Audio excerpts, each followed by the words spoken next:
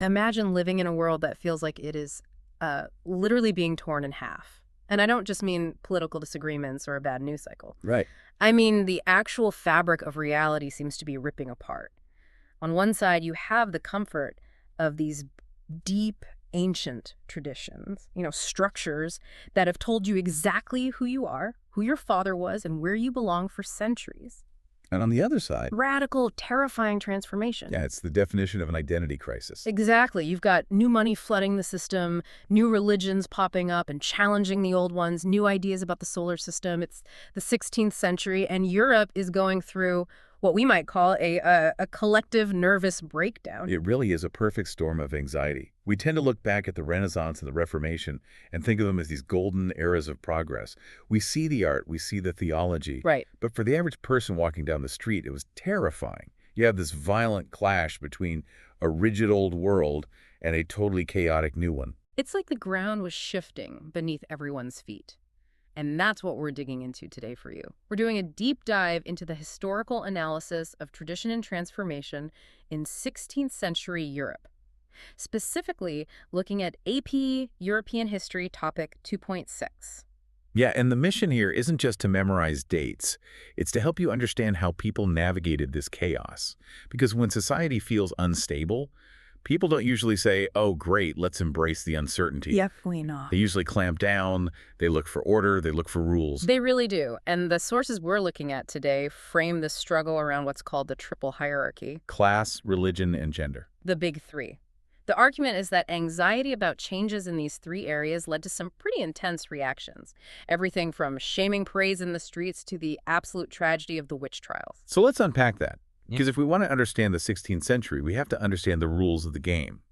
And the first rule was about who you were and what you owned. Let's start with class, the money paradox. Because this is the era where we see the rise of the merchant elite. And this feels like the original new money versus old money showdown. It is a massive shift. Historically, status was simple. You were born into it, you had a pedigree, and more importantly, you had land. Land was everything. Land is the currency of power. If you had land, you had legal rights, you had tenants, you had authority. But in the 1500s, trade just explodes.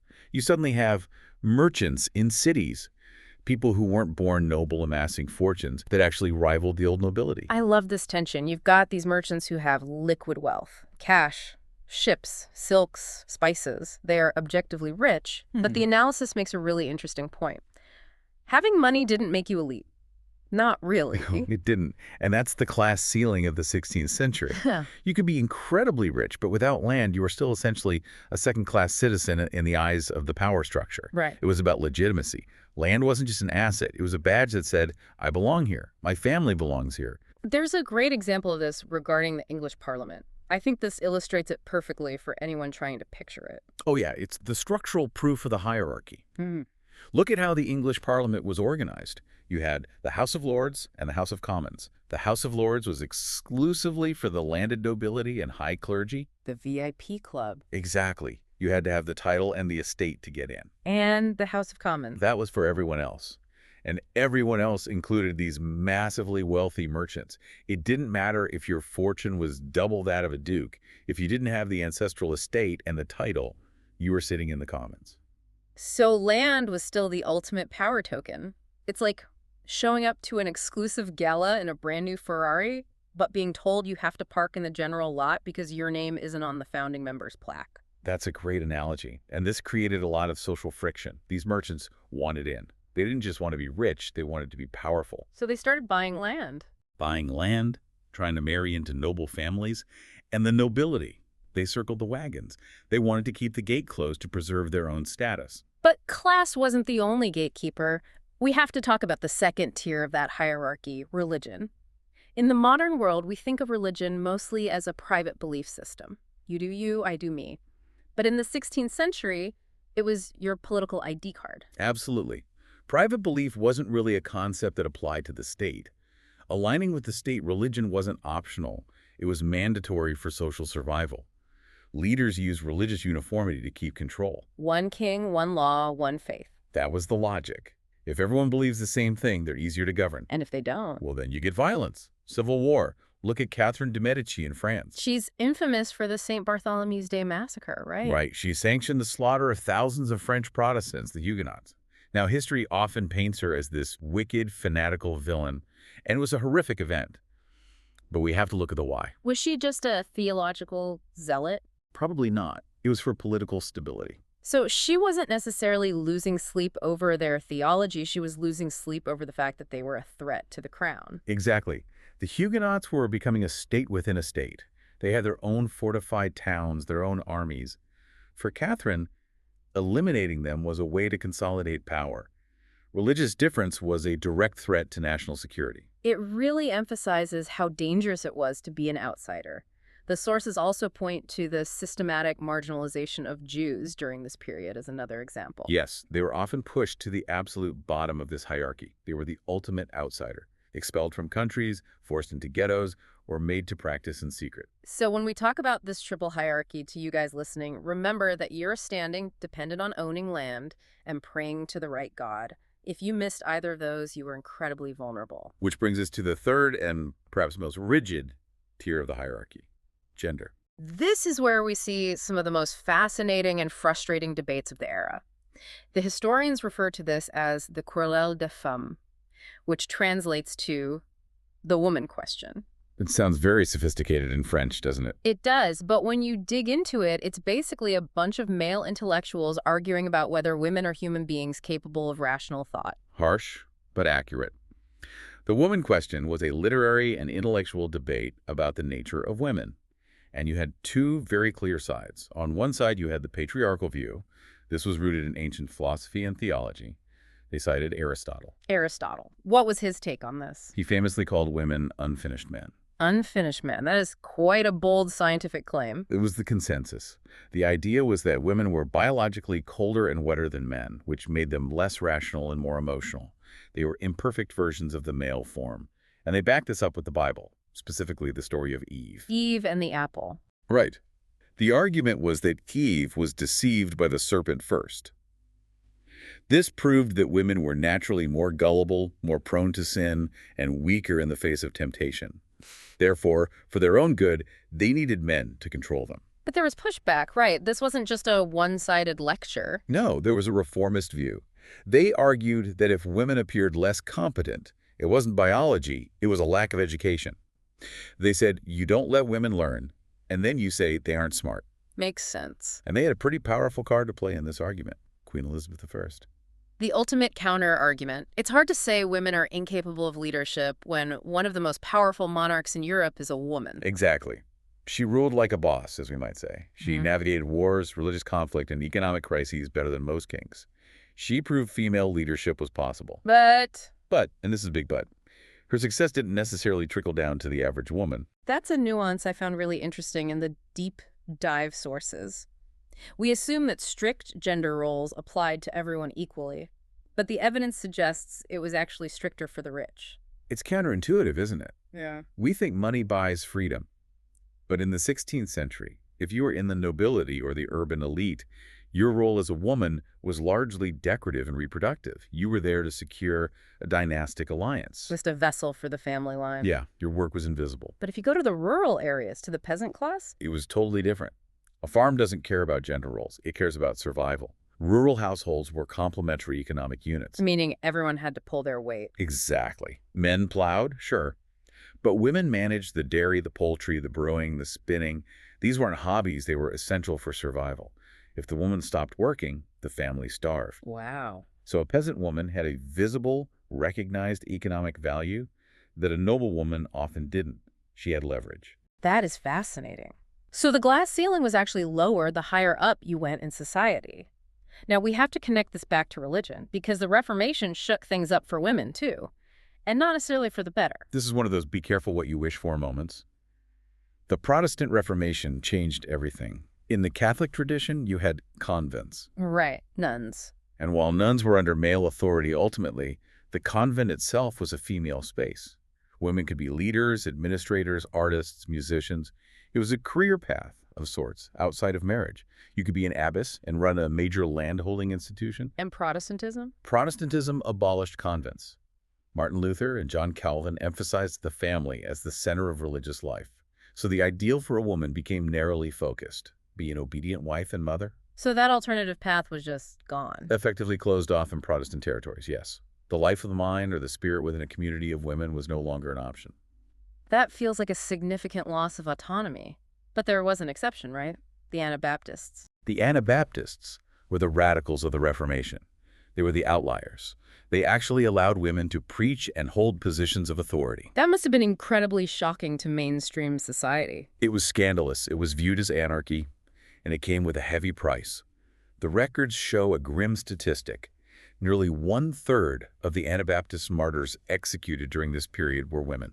Wow, 1/3. Because they were in leadership roles, they were targeted. Yeah. So women found a voice, but that voice often led to the stake. It really paints a picture of how dangerous it was to step outside those triple hierarchy lines. You have class barriers, religious wars, and strict gender roles. And this anxiety about keeping people in line leads us to our next segment, the fun police. Or, more formally, the regulation of public morals. I prefer fun police because what happens in the 16th century is that the state starts taking over the job of being the moral guardian. It used to be the church saying, don't do that, it's a sin. Now it's the city council saying, don't do that, it's illegal. That's a key transition. As the church's absolute authority fractured because of the Reformation, secular government stepped in to fill the void. They started regulating leisure, trying to mold the behavior of their citizens. They wanted an orderly, sober workforce. And one of the biggest battlegrounds was Carnival. Carnival, the festival of indulgence before Lent. It was chaotic, it was loud, people drank too much, they ate too much, they wore masks. It sounds like a great time. It was a pressure valve for society. It was the one time a year you could mock authority safely. And the authorities hated it. The Protestant leaders, specifically, despised it. They saw it as Catholic excess and superstition. But more than that, they saw it as dangerous disorder. Mobs of drunk people in masks. That's a recipe for rebellion. So you see these city governments trying to ban or restrict Carnival. But the people didn't just give up their fun. The notes mention that despite these rules, people filled their free time with blood sports. Yeah, this isn't Netflix and chill. We're talking bear baiting, cockfighting, jousting, boxing. Violence was entertainment. And oddly enough, these events, along with Saints' Days like All Saints' Day, were crucial for social cohesion. How so? They were the glue holding the community together. It's where business was done, marriages were arranged, and news was swapped. But when people did step out of line, when they broke these new moral laws, the punishment wasn't just a fine, it was theater. Public humiliation. This is crucial to understanding the 16th century mindset. Punishment had to be seen. It was about shame. The stocks are the classic image here. Right. You're bound head and hands in the town square. You can't move. And your neighbors, the people you live and work with, are invited to throw rotten vegetables and waste at you. That is visceral. It's not just about physical pain, it's about social death. You are being rejected by your community. Exactly. And there was another form of this called charivari. Charivari. This is the noise parade, right? Yes. Sometimes called rough music. If someone violated a community norm, say a young man married a much older widow just for her money, or a husband was known to be beaten by his wife, the community would take matters into their own hands. What exactly would they do? They'd organize a parade, they'd bang pots and pans, scream, blow horns, and march to the offender's house to publicly shame them. They might even act out a mock drama of the offense right in the street. It sounds like an absolute nightmare. It's essentially mob justice sanctioned by custom. It is. It's the community policing itself. And it shows just how high the tension was. Everyone was watching everyone else. Deviance was dangerous. You had to fit in, or the mob would come for you. And that paranoia, that intense scrutiny of neighbors, leads us to the darkest part of this deep dive, the climax of this anxiety, the witchcraft craze. This is where all those tensions we've discussed, religious conflict, economic uncertainty, patriarchal rigidity, they all just collide. Between 1580 and 1650, we see a massive spike in witchcraft trials. The numbers in the sources are staggering. We're talking 40,000 to 60,000 executions. And here is a detail that often gets overlooked. Geography matters. Roughly 75% of these executions happened in the Holy Roman Empire. Why there? Why was that specific area so deadly? Because that's where the chaos was concentrated. The Holy Roman Empire was ground zero for the Reformation. It was a patchwork of Catholic and Protestant states fighting for dominance. Then you get the 30 Years' War, which just devastated the region. And on top of that, you have the little ice age. The climate shift. Right, it got colder, crops failed, people were starving. When the world is falling apart, people need a reason why. They need a scapegoat. They need to explain the unexplainable. Why did the hail destroy my crop but not my neighbor's? Why did my cow die? In a pre-scientific world, the answer isn't bacteria or climate patterns. The answer is malice. Someone caused this. And that someone was almost always a woman. Yes, the gendered nature of this is undeniable. The vast majority of the accused were women, specifically older, single, or widowed women. And this goes back to that woman question we talked about earlier. The idea that women were the weaker vessels. Right. The prevailing theological belief was that women were morally weaker and therefore more susceptible to the devil's influence.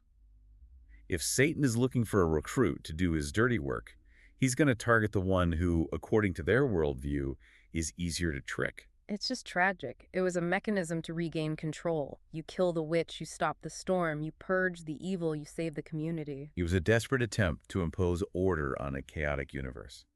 It's the ultimate expression of that anxiety we started with. The world is changing too fast, the old rules aren't working, so we have to clamp down on the things we fear. We have to purify the community to make the bad things stop happening. So if we look at the big picture here for you listening at home, the 16th century is full of irony. That's the word for it. Irony. We have the Renaissance, expanding intellectual horizons. We have the rise of global trade, creating new wealth. But at the exact same time, society doubles down on patriarchy. It increases public shaming. It executes tens of thousands of women for witchcraft. Progress doesn't move in a straight line. That's the real takeaway from these sources. Just because technology or economics are advancing doesn't mean society becomes more tolerant. Sometimes the rapid change actually triggers a backlash. The triple hierarchy class, religion, gender, didn't just disappear because of the Renaissance. In some ways, it became more rigid to withstand the pressure of the new world. That's a really important perspective. We tend to think we've moved past the stocks and the witch trials, and thankfully we have legally. But the human reaction to instability, that hasn't changed much. No, it hasn't. When we feel like we're losing control, whether it's due to the economy or technology or cultural shifts, the instinct is still to look for someone to blame. We still have that urge to police our neighbors, to enforce conformity, or to find a scapegoat for our anxieties. It makes you wonder. The 16th century had the merchant elites disrupting the class structure, and they had the printing press disrupting information. We have tech billionaires and AI. We're living through our own massive transformation. We are. And the question we should probably ask ourselves is, are we handling it any better? That is the question. So here's something to chew on as you go about your day. In a world of rapid technological and economic change, just like the 16th century, who or what becomes the modern witch? When our society feels like it's losing control, who do we point the finger at to make ourselves feel safe again? That's a heavy thought, but a necessary one. Thanks for joining us on this deep dive into the 16th century. It's been a wild ride through history. Always a pleasure to explore the past with you. We'll catch you on the next deep dive. Stay curious.